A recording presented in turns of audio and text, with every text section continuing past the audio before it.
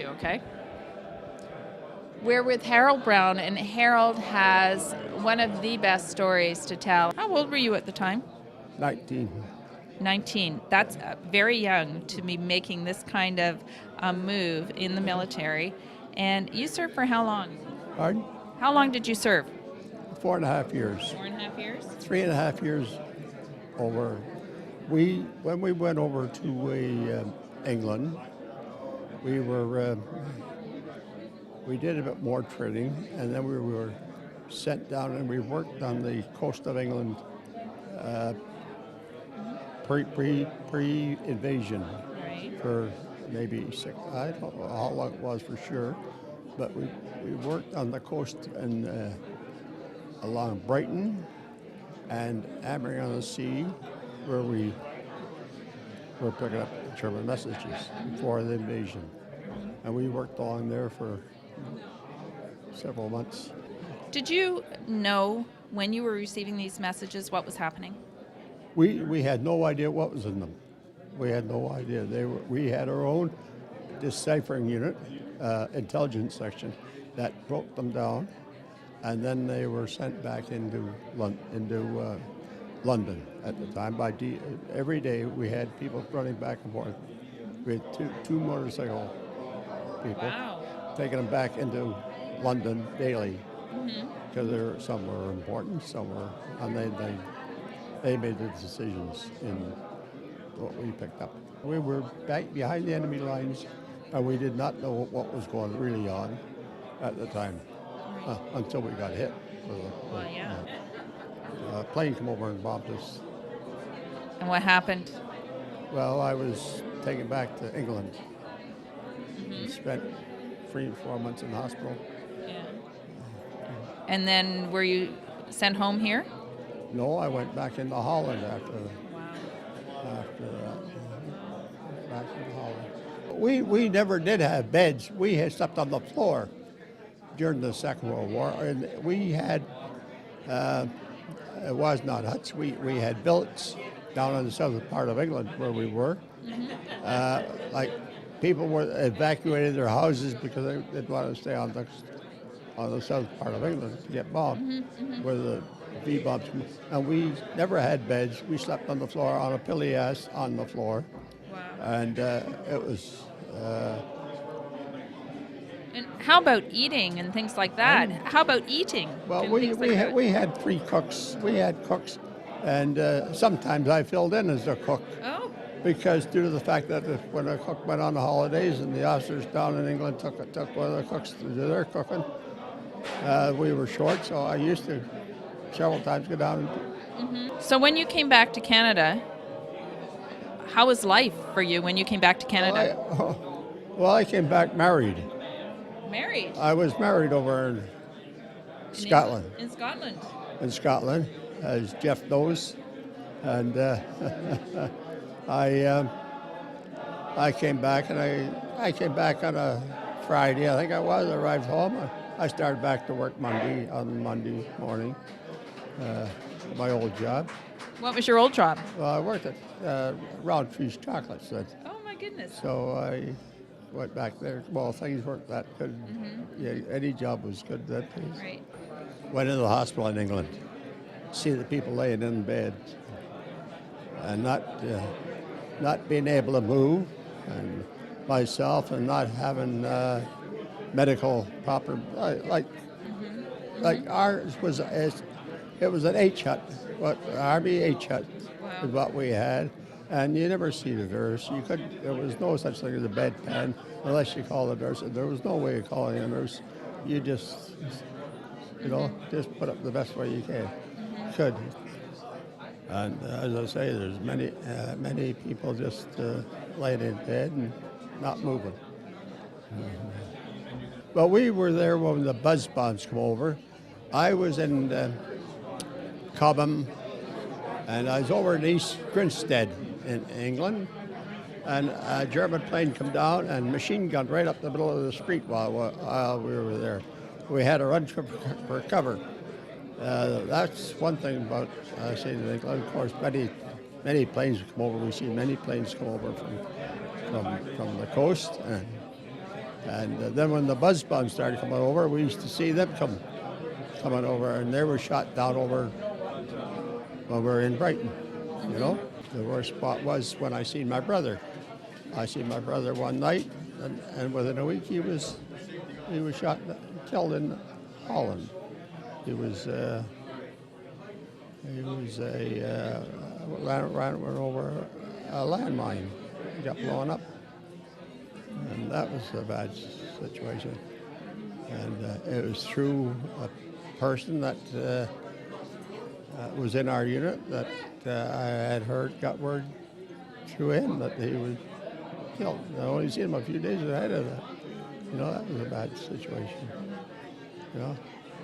We're very proud of the service that you did for our country and that of your brother. Thank you. We're going to let you get back to your celebrations here, yeah. but thank you so much for Thanks. sharing. Okay. We're with Master Corporal Alan Quiche, and first of all, let me thank you. You are a veteran. You have served our country, and I want to thank you, and I get very emotional about this. So, I joined in January of 1999, and having had no family history of military service, I had spent 4.5 years in cadets prior, and that was really my motivation for joining the Canadian Forces and the infantry and specifically. I just loved uniform service, and I loved the discipline, and I want to serve my country and give back. And I've been in for 14.5 years now, so it's been a pleasure ever since. wow. Now, how old were you? I know that sounds... I was 19, so I had aged out of cadets in December of '98 and joined the Canadian Forces in January of 1999. So really there was just from moving from one uniform to another. Mm-hmm. And when you joined, did you know what you wanted to do and where you wanted to go? Absolutely. I've always lived in Burlington. That's my hometown. It's a community where I volunteer, and I always wanted to join the Queen's Own Rifles of Canada out of Toronto because they're the only reserve paratroop task unit in Canada. So it was worth it for me, as far as I saw it, to drive all the way into Toronto and join a unit that allowed us to get our parachute course and then become paratroopers and wear the coveted maroon beret, and I haven't regretted it. It's a fantastic airborne brotherhood that truly does believe in veterans and helping one another out and sticking together as a team. Now, where have you served?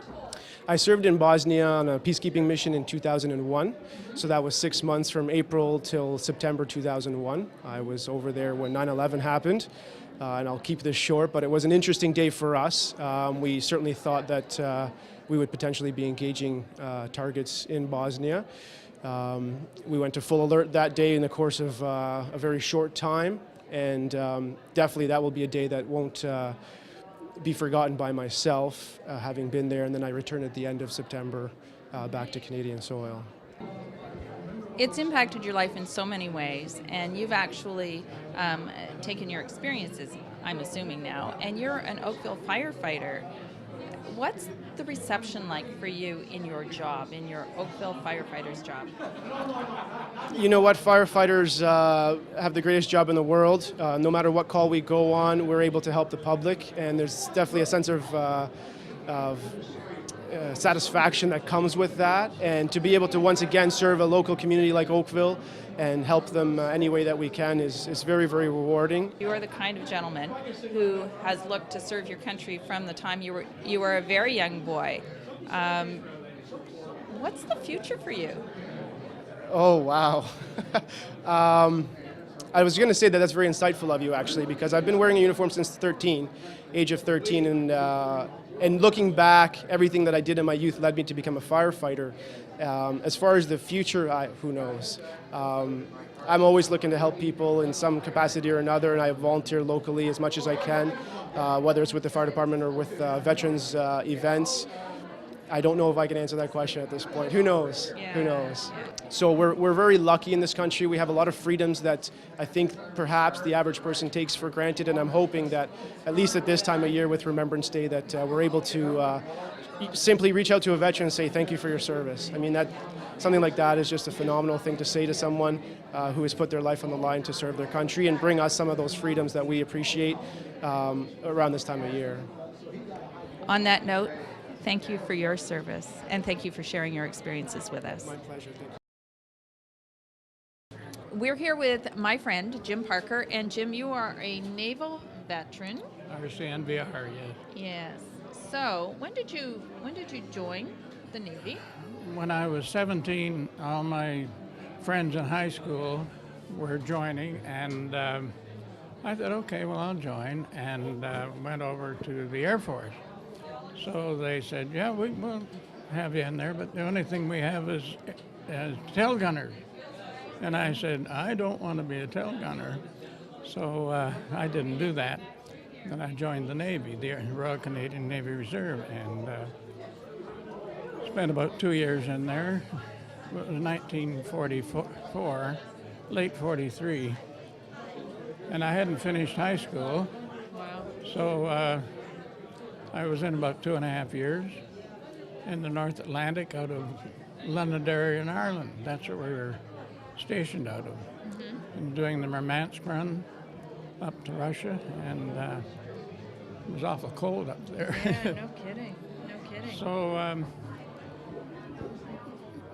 it was a great experience for me, and I was very happy that I did it. Yeah. So tell me what when you did that run, what was that for? What was the purpose of it? To protect the, we were in Escort Group 35, which is protecting the Merchant Marine and the other ships going up there, and to maybe sink a submarine or something. Wow. But And did you? we don't know. We set some depth charges off on one, but we don't know whether we got it. It didn't come up. Yeah.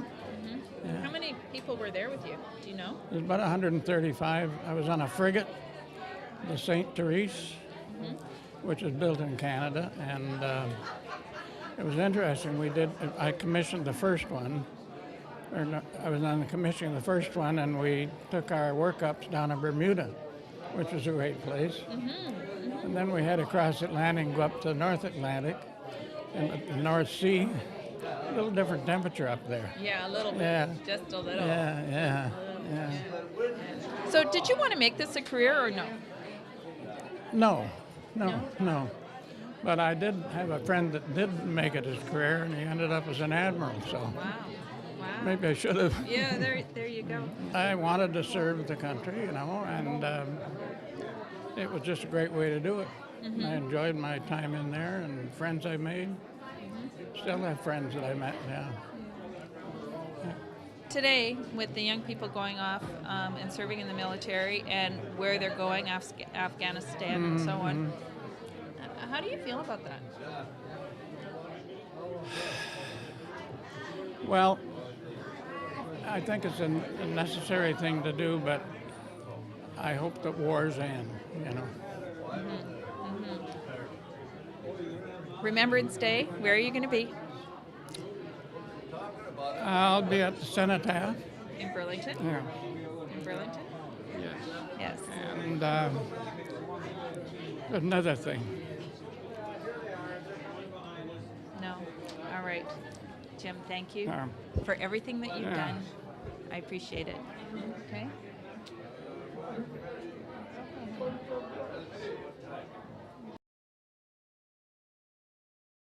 Kurt, you are in for 4 years right now? Yeah. Okay. So tell me your story. You were telling me earlier you really have a very strong family background in the military. I come from a long background in military, all the way back to my grandparents. They served in the Air Force. Both my parents served in the military. My dad has had the opportunity to go overseas multiple times, including Egypt and Bosnia. Also, I have my uncle who's currently a general in the Army. He served in Afghanistan, same as my cousin. He's also served in Afghanistan. He's currently a military cop in Kingston. So since I was a kid, I've always been around the military ever since I was born. At 12 years old, I joined the cadets, and that brought me to joining the military at 16 and beginning my, hopefully, career in the future. So right now you're in Downsview in Toronto. And what do you do there? Well, my job is an armored crewman, armored reconnaissance. Back at our home base, we do a lot of vehicle maintenance and all dry training, but all our training is done mainly up north in Meaford, and that's when we practice our armored reconnaissance. So we do stuff like observation points, route reconnaissance, area reconnaissance, convoy escorts, and stuff like that. You actually brought machinery in here today. Yeah, we brought a G-Wagon. It's currently our armored reconnaissance vehicle.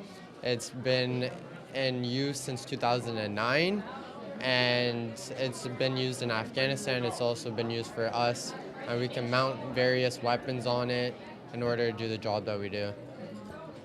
So at 16 years old, you decided that you wanted to join, obviously with this family background. When you think about your future, what do you see?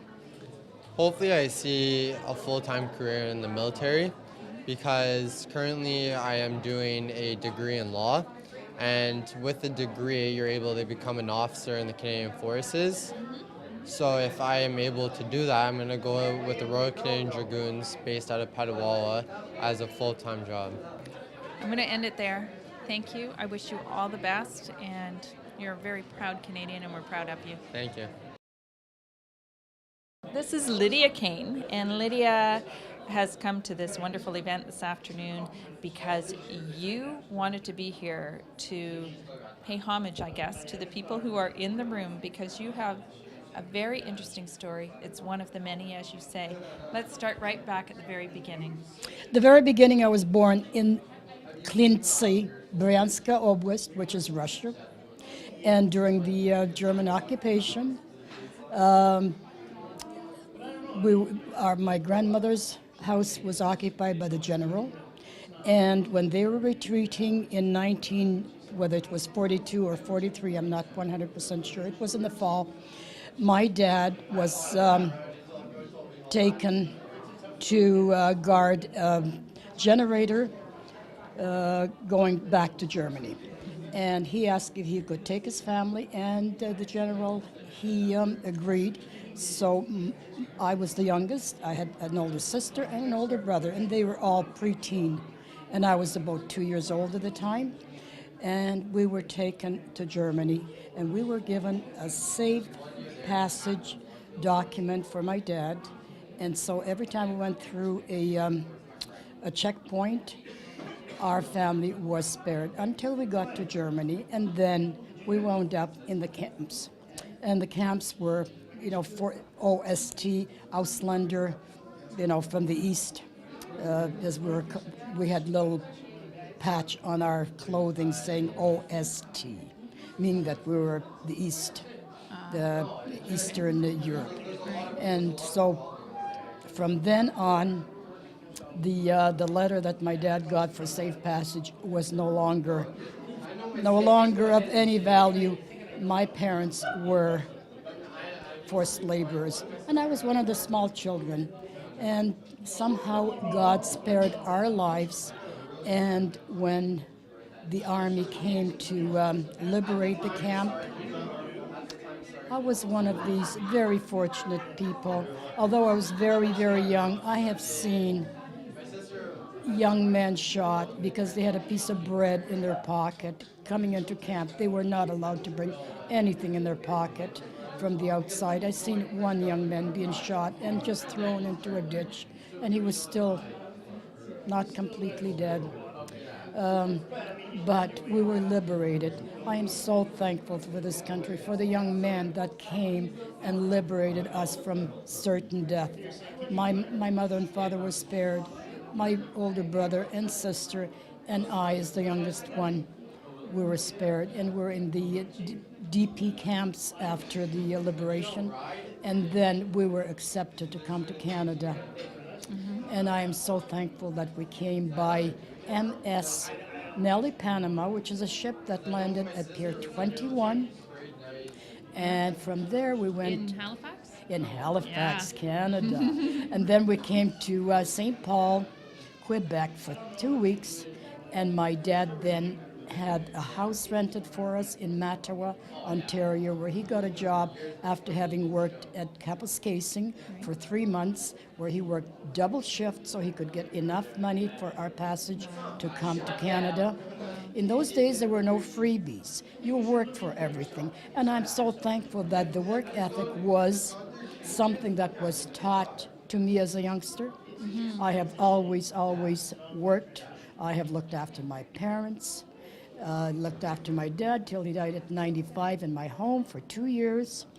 And I am so thankful that I was able to do this because my dad guarded me many, many, many times during the war, that I'm still here. And I'm so thankful. Canada is the most wonderful, God-blessed country. I am so grateful to be here. And thank you to the veterans. The veterans are such special, special people. And so are their families. Their families, God bless them. God keep them. God keep our beautiful country glorious and free, as our anthem says. Oh, I'm so thankful for this country. God bless our country and everyone living here. Thank you so much. When I wake up in the morning and I see the daylight and I say, thank you, God, for my life. I am very, very, very happy to be alive, that I have another day to make it right. One more day, just one more day to make it right. That's all I've got. I've got this moment, and I try to make the best. I volunteer, I teach, I do all kinds of things that to inspire other people that life is good. Life is what you make it. Perfect. Thank you very much. I'll let you get back to your sandwiches and your chips. Thank you very much. And enjoy the rest of your day. And thank you for sharing with us.